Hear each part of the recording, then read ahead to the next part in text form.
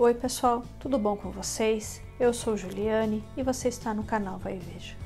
Por aqui eu falo a respeito de história e literatura. Se você se interessa por esses dois temas, não deixa de se inscrever. Hoje nós vamos conversar a respeito desse livro, Nas Sombras do Estado Islâmico, Confissões de uma Arrependida, de Sophie Kazik. Sophie, ela foi uma das poucas ocidentais que foram recrutadas pelo Estado Islâmico e voltou para contar. Sophie Kazik, na verdade, é um pseudônimo. O nome dela real nós não sabemos, porque ela tem medo de sofrer represárias do Estado Islâmico. E também todos os nomes que ela fornece aqui são todos falsos. Sophie, ela é uma congolesa. Ela foi criada na República Democrática do Congo até os 9 anos de idade. A mãe dela era uma enfermeira católica muito fervorosa e trabalhava para um hospital belga. Quando sua mãe faleceu, ela foi morar na França com a irmã mais velha, nos subúrbios de Paris, e ali ela desenvolveu uma depressão muito forte. Na época não se tinha muito conhecimento a respeito da doença, então as pessoas da família dela não detectaram que ela tinha algum problema, acharam que aquilo era derivado somente do luto pela morte da mãe. No entanto, ela cresceu com um vazio existencial muito forte e esse vazio iria se manifestar de uma forma muito dura na idade adulta. Sophie se casou, se formou em serviço social, teve um filho e passou a trabalhar para a Prefeitura de Paris no atendimento a imigrantes e refugiados. Sophie, ela nos conta que ela começou a se sentir muito mal ali na prefeitura, porque os funcionários do local sempre interferiam muito no trabalho das assistentes sociais. Então eles, segundo ela, entre aspas aqui, implicavam porque os imigrantes não falavam francês, mas se comunicavam somente entre si em árabe. Também ela se incomodou bastante porque a prefeitura não deixava ela dar aula de zumba, sendo que ela não tinha formação em educação física. Eu não sei vocês, mas na minha opinião, a prefeitura estava financiando esse trabalho, né? Então eles queriam saber se esses imigrantes, se os imigrantes e refugiados, se eles estavam de fato aprendendo a língua, porque senão eles não têm como arrumar um emprego. Também eles têm medo de terrorismo e eles querem ter um certo controle para saber se as pessoas não estão sendo recrutadas pelo Estado Islâmico, por exemplo, como de fato estava acontecendo, né? Tinha muita gente ali sendo recrutada pelo Estado Islâmico. Então a gente já vê que a doença e esse vazio existencial, né, que ela fala, estavam nublando um pouco, né, a mente dela. Uma outra coisa também que eu achei bastante estranha, ela se converteu ao islamismo, mas não contou nem para o marido. No entanto, bom, eu não sou muçulmana e nem sou especialista em islamismo, nada disso, mas pelo que eu entendo, a religião islâmica é uma religião que não tem muita diferenciação entre o público e o privado. É uma religião muito comunitária, assim como o judaísmo, por exemplo. Então você não falar para um familiar que você se converteu ao islamismo é uma coisa muito estranha, visto porque o seu comportamento socialmente vai mudar também. Uma outra coisa, ela fazia lanches com carne de porco para o filho. Isso também é uma coisa muito complicada, apesar dela não comer, mas só do fato dela fazer para o filho, dela pôr a mão em algo impuro, é muito estranho. Não sei, enfim, não sou especialista nisso, mas pelo que eu sei, isso é errado.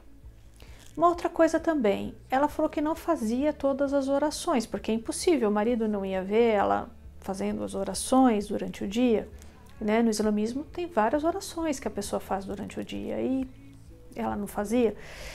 Segundo o marido dela, não. E ela depois falou também que não fazia mesmo, que ela não via necessidade disso. Então eu não sei que jeito que foi a conversão dela. mas ela se entendia como muçulmana. Outra coisa, sendo islâmica, ela dava aula de zumba. E isso, inclusive, era criticado até mesmo pelos muçulmanos daquela comunidade que estavam sendo atendidos pela prefeitura. Então eu não sei como que foi a conversão dela, eu sinceramente não entendi. Enfim, sendo muçulmana, tendo o nome de muçulmana, ela começa a ter amizade com algumas famílias, com 3 famílias ali, que são islâmicas e imigrantes. Essas famílias tinham 3 rapazes, eu nem vou dar os nomes também porque são falsos, e esses rapazes desapareceram. Eles tinham na faixa dos seus 17, 18, 19 anos mais ou menos, e eles desapareceram.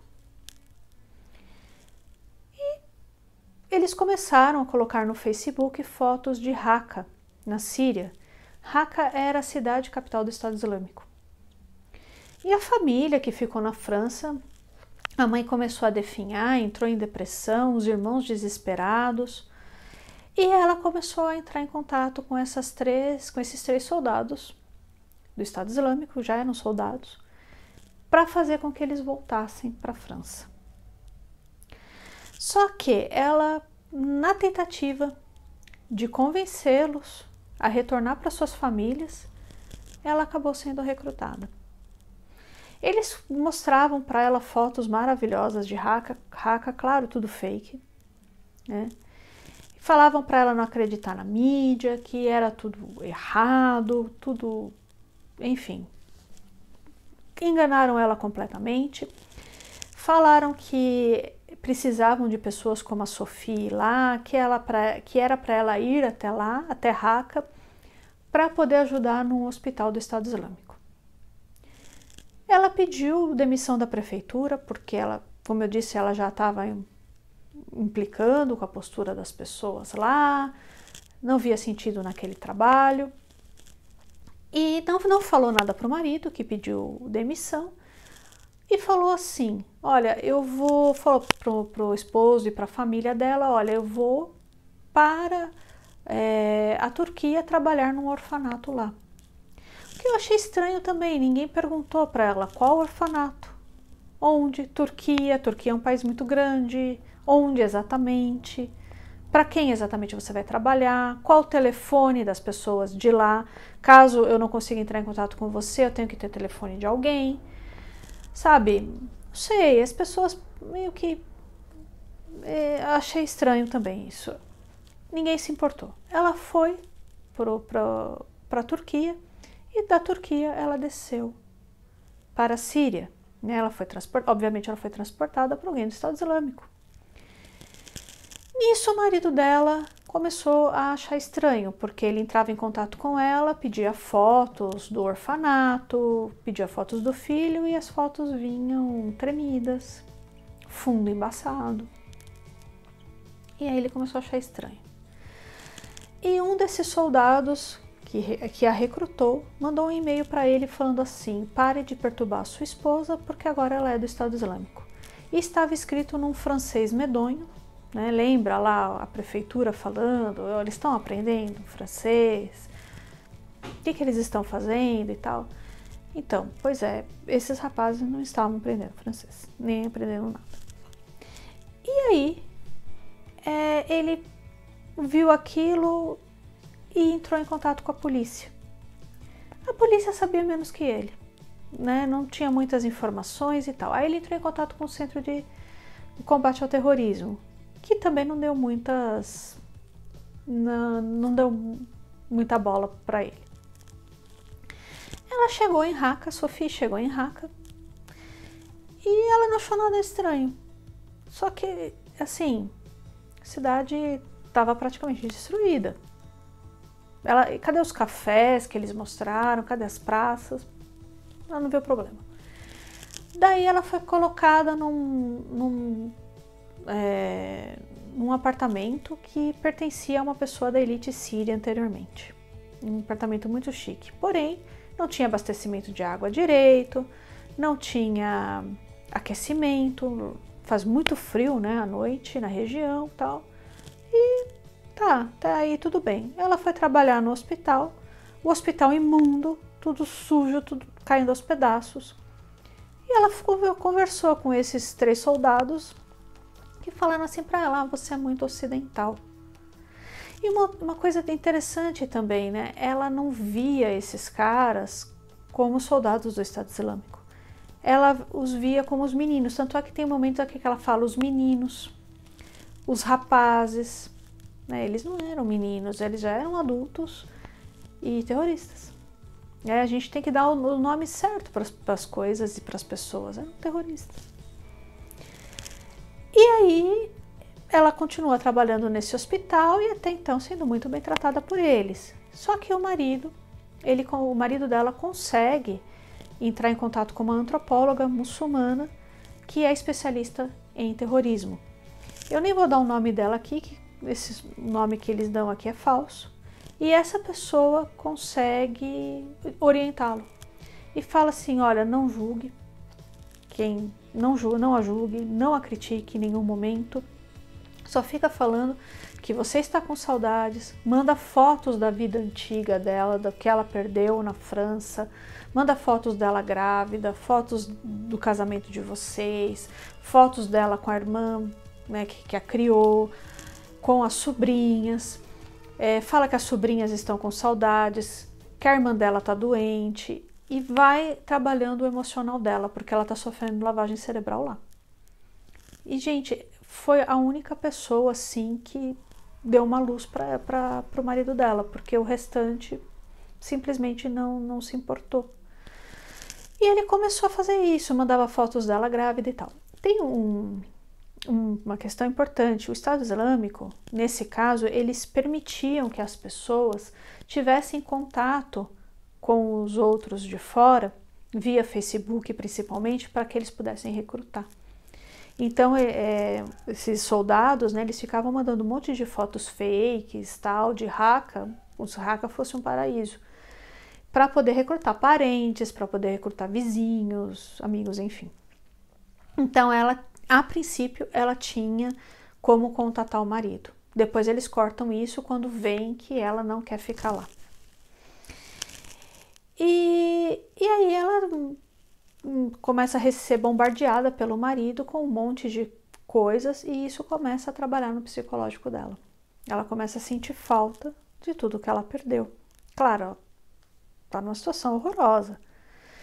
E aí ela fala para esses rapazes: eu quero voltar. Só que, assim, ela fala que tinha combinado com esses soldados que ela iria voltar depois de 15 dias. Mas pelo que eu pesquisei, isso não existe, essa combinação, né? Você fica 15 dias aqui no Estado Islâmico e volta. Não sei, pode ser que eles tenham de fato enganado, né? Não é impossível. E ela começa a questionar, principalmente a maneira como o Estado Islâmico trata a população síria. Tinha ainda a população síria em Raqqa. Eles não deixaram que as pessoas fossem completamente embora para poder utilizar principalmente crianças como escudo humano. Então, por exemplo, o prédio onde ela estava funcionava ali um quartel-general do Estado Islâmico. E eles deixavam famílias sírias lá para poder utilizá-las como escudo. Isso é muito comum em terrorismo, gente. O terrorista utiliza civil como escudo humano. Hospital, escola, faz túnel embaixo de escola. Infelizmente é assim. Enfim, e ela começa a questionar também, inclusive, isso, né? Ela falou assim: nossa, eu sou tão contra, né, colonialismo, imperialismo e tal, e tô aqui maltratando os sírios. E os terroristas que a tinham recrutado falou assim: olha, é assim mesmo, você tá com mente muito ocidental. E aí ela reclama do hospital também, eles dão a mesma resposta. E ela fala: não, eu vou voltar porque eu já cumpri a minha missão, já ajudei e tal, eu preciso voltar para minha família. E aí eles falam: não, você não vai voltar para nada, porque agora você é do Estado Islâmico e seu filho também. Eu esqueci de falar uma coisa muito importante. Ela levou o filho de 4 anos. e o seu filho também agora do Estado Islâmico. E ela entra assim num profundo desespero. Aí ela acaba indo parar numa casa de mulheres, que tem mulheres que acontece? Quando os terroristas eles iam lutar contra o exército sírio, contra os russos, americanos, curdos e tal, eles deixavam essas mulheres num tipo de um seguro, tipo de uma casa, sendo vigiadas por outras mulheres armadas. Então ela vai parar numa casa dessa, que é uma espelunca, ela vê casamentos sendo feitos por mulheres que foram recrutadas. Uma coisa interessante também, a maioria das pessoas do Estado Islâmico eram ocidentais, eram pessoas que tinham sido recrutadas, né, para serem soldadas, outras para serem mulheres de terrorista. Então tinha pessoas de classe média alta da Austrália, pessoas de classe média alta da Inglaterra, Marrocos, França, do mundo, Espanha, do mundo inteiro. Tinha gente lá, certo? Isso eu acho uma coisa bem interessante, porque muita gente acha, né, que o fato das pessoas serem pobres é o que faz com que elas se interessem por terrorismo. Na verdade, não necessariamente. Isso tem que ser melhor estudado, porque ela fala de pessoas ricas, de gente que teve filhos de empresários que estavam lá, sendo soldado. Então, não é bem assim, né? A coisa é mais complexa. Enfim, tanto é que quem comanda lá o hospital sujo do Estado Islâmico é uma inglesa. Bom, então, voltando aqui, ela consegue fugir, ela é ajudada por uma família síria, que se arriscou imensamente em ajudá-la, porque se fossem pegos seriam mortos. E o marido dela conseguiu ajuda com a resistência síria lá, que tinha pessoas infiltradas. Ele pagou para poder ter a Sophie e o filho de volta. E nisso ela comeu pão que o diabo amassou. Vocês não podem imaginar o sofrimento que ela passou. Mas ela deu muita sorte de não ter sido vendida como escrava sexual. Acredito eu que seja por conta da idade. Ela estava já na faixa dos seus 30 anos, né? E eles estavam escravizando meninas de 8. Então, eu acho que havia uma preferência por mulheres mais novas. Enfim, o marido dela conseguiu também fazer uma vaquinha para poder fazer o pagamento do resgate dela com o exército sírio, porque o exército sírio teria que subornar um monte de gente, teria que alocar um monte de gente para poder fazer o resgate dela em Raqqa. Não é algo simples. Ela foi, assim, casos como o dela, né, que a pessoa retornou, é 1 em 1 milhão. Para vocês terem uma ideia, é muito difícil. Ela conseguiu retornar, ficou presa na França por terrorismo. Depois ela forneceu os nomes, né, de muita gente, então também por isso que ela é uma pessoa que vive escondida, porque ela forneceu nomes e tal. Os 3 terroristas que a recrutaram foram mortos. Um deles desapareceu simplesmente, e outros se tem noção que foram mortos e em combate e tudo mais. Então, pessoal, é isso. Espero muitíssimo que vocês tenham gostado do vídeo de hoje. Eu peço para você não se esquecer de se inscrever no canal, curtir e compartilhar esse vídeo com seus amigos, tá bom? Um abraço e até mais.